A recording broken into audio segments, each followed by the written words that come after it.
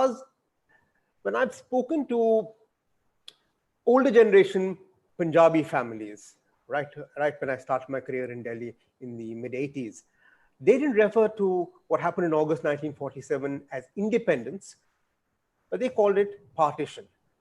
For them, the pain of partition was still there. The memory of partition was searing.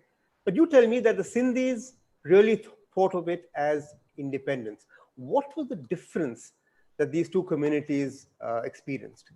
I think it might be a generational difference, but I'm not very sure. I know that when I started when I started talking about partition, I used to get these negative reactions, oh, don't start that again kind of thing, because of the images of violence and the horror stories.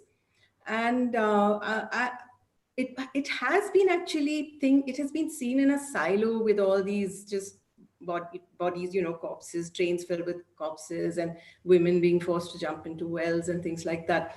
But then what my work has been is to look at individual stories and look at it a little more closely and go kind of beyond the cliches. Mm-hmm. And I think along the way, I actually developed my own cliche, which is that when you look at partition, you think of it as something where the two major communities were at war with each other.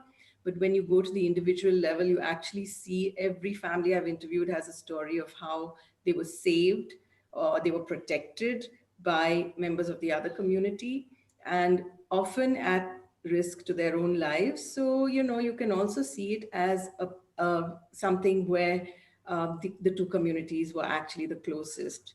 But when it comes to the Sindhi, the whole story is different, partly because there was much less violence in Sindh. And Sindh was never partitioned. The Hindus should actually have stayed on, but the new migrants to Sindh, I think partly the ones who left, they were kind of pushed out. It was greed for their property and their wealth. And when they left, they settled in other places and they lost their ancestral homeland, which means that they lost their culture as well, because there was no place on which they could actually, there was no place where their language was spoken on the streets. So this is a community that lost its nation, that it lost its entire homeland. It has no roots, and it's scattered.